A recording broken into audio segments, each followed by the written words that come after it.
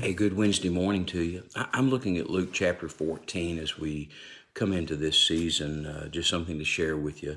Luke chapter 14, verse 7, it says, "So he told a parable to those who were invited when he noted how they chose the best places, saying to them, when you are invited by anyone to a wedding feast, do not sit down in the best place, lest anyone more honorable than you be invited by him.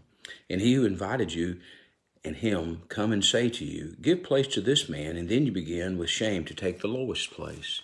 But when you are invited, go and sit down in the lowest place, so that when he who invites you comes, he may say to you, friend, go up higher. Then you will have glory in the presence of those who sit at the table with you.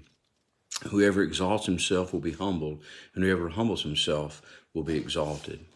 This is about humility, but the next one is the one I want us to focus for just a moment, verses 12 through 14. Then he also said to him who invited him, when you give a dinner or supper, do not ask your friends, your brothers, your relatives, nor rich neighbors, lest they also invite you back and you be repaid. But when you give a feast, invite the poor, the maimed, the lame, the blind, and you will be blessed, because they cannot repay you, for you shall be repaid at the resurrection of the just. During this season, if you know Christ, then you've been invited to the greatest feast, the greatest celebration. One day in heaven, we will be there with our Savior. But in this life, there are many who are without. There are many who are hurting, many who are homeless, many who are helpless. Do good for them on this day.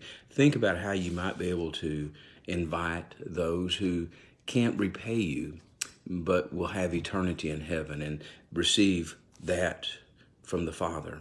And so this day I challenge you during this season, as you go along on the cold day, as you go along and you see those that may not, show that love of Jesus to them, and don't do it expecting a pat on the back or you're great or you're holy. Do it because Jesus would.